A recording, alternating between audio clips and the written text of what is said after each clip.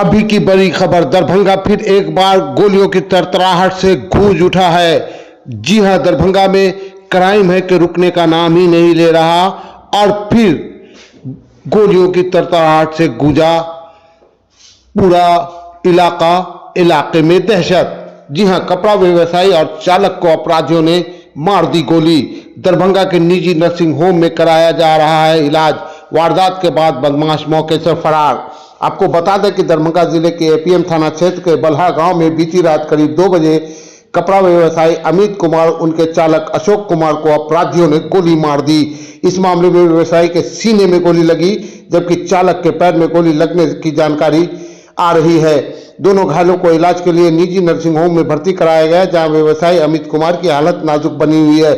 स्थानीय लोगों के अनुसार करीब 10 की संख्या में आए अपराधियों ने पहले बम फेंककर इलाके में दहशत फैला दी, फिर दुकान के शटर पर गोलीबारी की। इसके बाद जबरन दुकान का शटर उठाकर अपराधियों ने व्यवसायी अमित कुमार पर गोली चला दी, जिससे वो गंभीर रूप से घायल हो गए।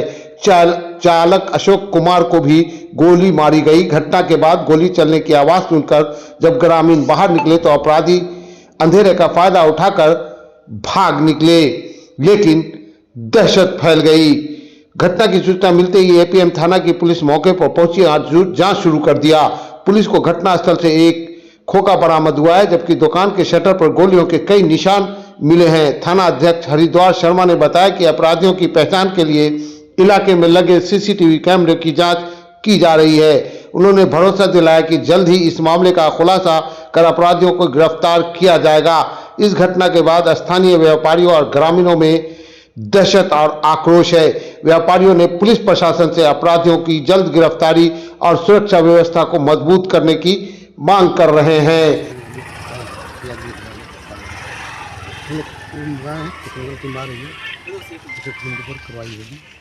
अभी जांच के लिए क्या क्या कर रहे हैं?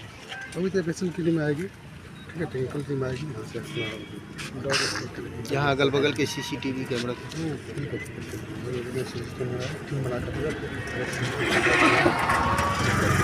अभी जिसको गोली लगा है क्या स्थिति? ठीक है।